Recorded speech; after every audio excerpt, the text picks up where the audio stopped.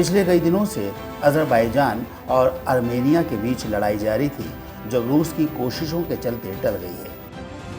यदि दोनों देशों में सहमति नहीं बनती तो आने वाले दिनों में स्थिति खतरनाक हो सकती थी। कई देश इस लड़ाई में कूदने की तैयारी कर रहे थे। इस बात की आशंका जताई जा रही थी कि कहीं तीसरा विश्व युद्ध न शुरू हो जाए। विवादित क्षेत्र को लेकर आर्मेनिया और अज़रबैजान में छिड़ी जंग को खत्म करने के लिए रूस के राष्ट्रपति व्लादिमीर पुतिन ने दोनों देशों के विदेश मंत्रियों को मॉस्को आमंत्रित किया था।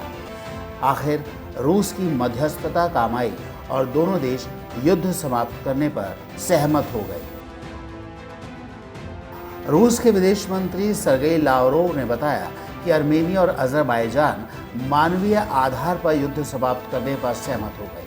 मॉस्को में आयोजित वार्ता में मध्यस्थता करने वाले लावरोव ने यह भी कहा कि आर्मेनिया और अज़रबैजान ने नागोर्नो काराबाख विवाद के निपटारे के लिए भी बातचीत शुरू करने पर सहमति दर्शाई है।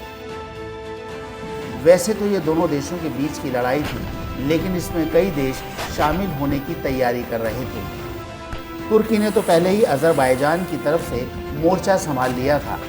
जिस तरह से टेंशन बढ़ती जा रही थी, उसे देखते हुए यह आशंका पैदा हो गई थी कि रूस के राष्ट्रपति व्लादिमीर पुतिन तुर्की के खिलाफ कोई बड़ा कदम उठा सकते हैं।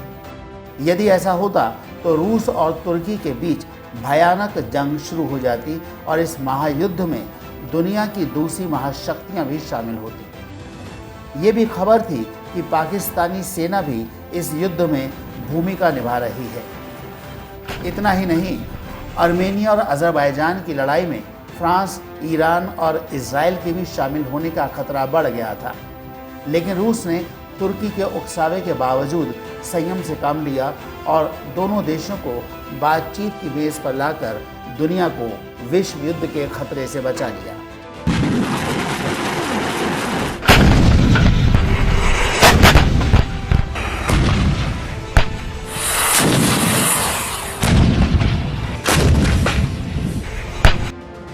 हम आपको बता दें, कुछ साल पहले तक तुर्की का दावा था कि उसका अपने पड़ोसियों के साथ बिल्कुल भी किसी तरह का तनावपूर्ण रिश्ता नहीं है। लेकिन आज की तारीख में सीरिया, लीबिया और नागोर्नो काराबाख जैसे संघर्ष वाले क्षेत्रों में उसकी मौजूदगी दिखती है।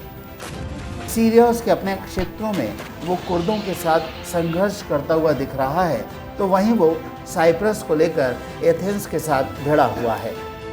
भूमध्य सागर के इलाके में वो दूसरे देशों के साथ ऊर्जा संसाधनों को लेकर टकराव की स्थिति में है।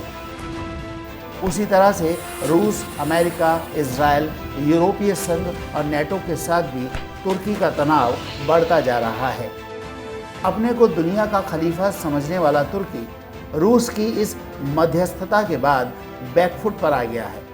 अब उसे समझ में आ जाना चाहिए, रूस जैसे बड़े देश ही विश्व राजनीति को प्रभावित करने और दिशा देने का काम कर सकते हैं। आर्मेनिया अज़रबैजान की इस लड़ाई में तुर्की ना घर का रहा ना घाट का। तुर्की की मूर्खता दुनिया को विश्व युद्ध में धकेल सकती थी, जिसे अब रूस ने विफल कर दिया है। Bureau report, news 100।